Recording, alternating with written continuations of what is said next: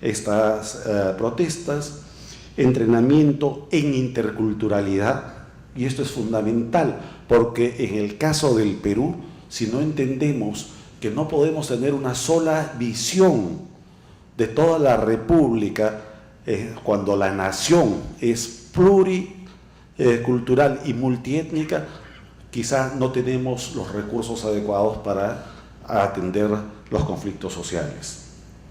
Por supuesto, se requiere también el ejercicio democrático, pero oportuno, de la autoridad. Muchas veces se anuncia decisiones de la autoridad, por ejemplo, el control de una manifestación violenta, una toma de carreteras, pero después de amenazar con eso, simplemente no hay sanciones. Y se requiere voluntad y compromiso político para poder manejar y administrar las protestas. En cuanto a la última etapa, que es la de solución, puede haber, y es lo más frecuente, simplemente una postergación del conflicto, cuando se alcanzan acuerdos que no son viables, que no son cumplibles o que son solamente la famosa mecedora. Puede haber salidas transitorias y, cómo no, lo que se busca es la trascendencia del conflicto. ¿Qué se requiere en esta etapa? Menos activismo y menos declaración reactiva. Se requiere más políticas establecidas y conocidas por toda la sociedad y un amplio compromiso gubernamental. También se requiere menos pseudoestrategias de prevención, porque siempre se habla de las estrategias para prevenir los conflictos, pero son casi siempre estrategias declarativas que no tienen fundamento y correlato con la realidad. Y se requiere más procesos de negociación real.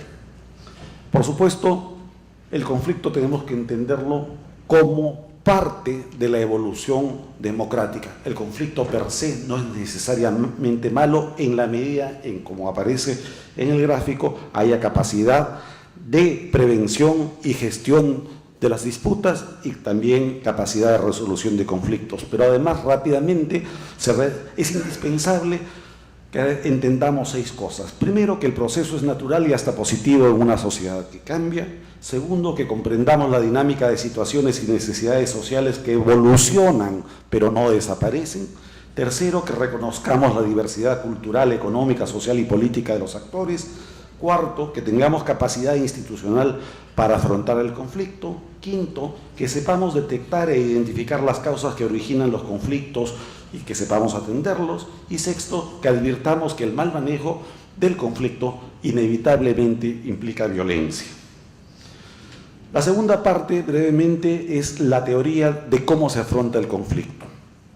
He seleccionado 2 teorías que son lo que llamaríamos académicamente el estado del arte en el campo polemológico y sociológico. La primera es la teoría de la transformación del conflicto de Deborah Dunham-Winter y data del año 2010. Muy en resumen, ¿qué nos propone la doctora Winter? Dice que al ir desarrollándose un conflicto van cambiando las actitudes y acciones de las partes involucradas. Es decir, que hay una dinámica propia y natural de todo acto conflictivo y de todo proceso conflictivo. Pero que con la inversión, dice, de estas actitudes y acciones, de negativas a positivas, así como con el cambio del contexto del problema, habitualmente se llega a la solución. Pero dice que la solución pasa única y exclusivamente porque se haga a nivel social un abordaje integral de los conflictos y que se trabaje en los factores estructurales, en los factores políticos, los económicos, los sociales y culturales. La doctora Winter, y sería larguísimo entrar en toda la teoría, enfatiza mucho eso. Las manifestaciones del conflicto pueden aparecer, por ejemplo, como solo culturales, pero el trasfondo nunca está desligado de todo lo demás. De modo que ahí, cuando no se hace un abordaje integral, no es posible realmente solucionar un conflicto. La segunda teoría que he seleccionado es la de Johan Galtung, el noruego, que habla sobre la violencia estructural y la paz positiva. Galtung menciona que los seres humanos no son violentos por naturaleza, sino que la violencia surge por desigualdades existentes en las instituciones sociales. En consecuencia, añade que la violencia suele ser invisible y se manifiesta específicamente en la marginación y en el acceso desigual a los recursos. Pero cuando hablamos de marginación y acceso desigual a los recursos, no trata exclusivamente de los recursos materiales, sino también de los derechos integrales, los derechos humanos, los derechos sociales, los derechos políticos, etc. Menciona luego que la solución pasa por varias etapas que debemos saber determinar en el proceso del conflicto. Primero, la confrontación, que suele ser la parte simplemente declarativa. Segunda es la lucha con posiciones radicales, como las que vemos estos días, por ejemplo, en la huelga de médicos y enfermeras. Luego el coupling o el enganche, donde parece haber un momento de acercamiento de posiciones, y luego el desenganche cuando ya las posiciones se reducen a lo medular. Para Galtung, la solución del conflicto implica sustitución de instituciones antiguas por otras más igualitarias. Mientras no se hagan, dice, las reformas de la estructura de un Estado, el conflicto siempre va a rebrotar. Concluye señalando que la paz positiva exige, y ojo con esto, la rehabilitación de los daños y de las víctimas, la reconstrucción de la infraestructura, la reestructuración de la sociedad y la reaculturación de la sociedad. Las teorías de Johann Galtung, bien entendidas, son de lo más atractivas. Sin embargo, vemos cómo algunos sectores han ideologizado y politizado, y por ejemplo, la Comisión de la Verdad y la Reconciliación, con todos los informes equivocados y agraviantes a los que concluye, ha utilizado como base teórica y como referente justamente a Johann Galtung. La resolución práctica de los conflictos pasa por estas etapas. Hemos tratado de hacer la síntesis de las dos teorías. Primera, las partes deben establecer relaciones. Esto significa que no se puede ignorar del lado del que reclama y del lado de quien debe atender el reclamo, no se puede ignorar la situación, la realidad ni el problema. Segundo, debe identificarse y jerarquizarse a los actores del conflicto, así como las alternativas de negociación, mediación, conciliación y arbitraje.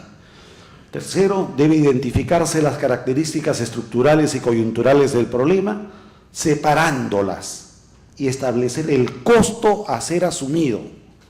Hay que hacer siempre un ejercicio racional para determinar cuánto cuesta resolver un conflicto o mantenerlo en lo humano, pero también en lo material.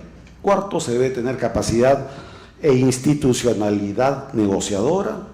Y finalmente se debe tener voluntad y capacidad sancionadora, voluntad y capacidad represora y voluntad y capacidad conciliadora.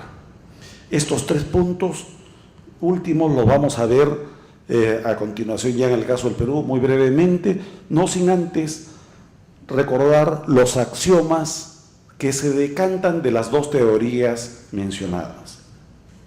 Primer axioma: la ley, el orden y la civilización en sí misma dependen de la voluntad y la capacidad de quienes los imponen y los defienden. La historia nos ha demostrado que la ley, el orden y el acto civilizador en sí mismo no está sustentado en valores permanentes ni en valores autónomos. Segundo axioma: el impulso subversivo no ceja, no desaparece y no puede ignorarse. La civilización en sí misma reposa sobre una tregua frágil. No existe, y esto debemos internalizarnos, una paz social definitiva. Por lo tanto, el último axioma, el conflicto social, también tenemos que asumirlo, es para bien y para mal de naturaleza endémica. Tercera y última parte, lo que no estamos haciendo bien en el caso del Perú. Somos una sociedad conflictiva. Acá ven ustedes la ocurrencia de conflictos anualizada al año 2012. Ahí donde aparece el círculo rojo, fueron de 11 a más conflictos que se produjeron en 9 regiones, de 6 a 10 conflictos en 4 regiones y de 1 a 5 conflictos en 11 regiones. ¿Cuál ha sido la naturaleza el año pasado de los conflictos? 71% de tipo minero, la tala ocupa un reducido 1%, los recursos hídricos, las telecomunicaciones, la energía, los residuos y saneamiento y los hidrocarburos. Entonces, minería, hidrocarburos es lo fundamental que está afectando a nuestro país en cuanto a conflictos sociales. El estatus a junio del 2013. Acá he tabulado cifras e indicadores, no solo de Defensoría del Pueblo, Ministerio de Justicia y veeduría de algunas ONG. Cifras y lugares: 223 conflictos entre enero y junio. Significa que se han incrementado en relación al año anterior. 170 conflictos activos a inicios de agosto. 24 conflictos menos que en el mismo periodo del 2012. 30 en Ancash, 24 en Apurímac, 17 en Puno. ¿Cuáles son los tipos que están en curso? 145 casos de conflicto de tipo socioambiental, 105 de tipo minero, 18 de hidrocarburos, 20 de gobiernos locales, 14 de demarcación territorial. Y el costo de referencia, según lo que se ha establecido en diferentes fuentes, aproximadamente más de 40.000 millones de dólares en proyectos de inversión se encuentran trabados por conflictos no resueltos. Y entre los años 2006 y 2012 hubo 195 muertos y 2.300 heridos a consecuencia del conflicto y la violencia social. Los factores. Comenzamos de derecha a izquierda. Primero es el crecimiento económico con desigualdad. Es verdad que tenemos el mayor crecimiento en Sudamérica, quizá en el mundo, uno de los primeros, con una tasa promedio de crecimiento anual del PBI de 6,3 en los últimos 12 años. Sin embargo, al 2012 en el área urbana la pobreza estaba en el orden de 19,1%. Mientras que en el área rural está en 54,2%. Si esto no es una explicación elemental de por qué se pueden producir los conflictos, no sé qué más podríamos buscar. Segunda flecha, la fragilidad de nuestro sistema político y de la institucionalidad democrática. Espero no equivocarme porque hay algunos casos que no fueron constituciones sino estatutos, pero en promedio tenemos 14 constituciones en 192 años de vida republicana. Es decir, que se reinventa la República del Perú cada 13,7 años. Esto nos da pues un indicador clarísimo de la fragilidad y de la inestabilidad política. Mientras tanto, la aprobación del gobierno es inferior al 30% actualmente y la aprobación del Congreso, y me perdonará la señora congresista, pero en este momento, siendo generosos, es bastante menor que el 15%. El tercer factor es la densidad del proceso regionalizador y del proceso descentralizador. Solamente para que recuerden ustedes un par de indicadores. En el Perú, absurda y equivocadamente, mantenemos 25 regiones, 24 departamentos, 195 provincias y 1.833 distritos. El número de departamentos casi no se ha aumentado desde la segunda mitad del siglo XIX, pero el número de provincias y distritos sí se ha multiplicado absurdamente. Y este es un problema recurrente. Los conflictos sociales por demarcación son gravísimos. Y peor todavía, ni siquiera están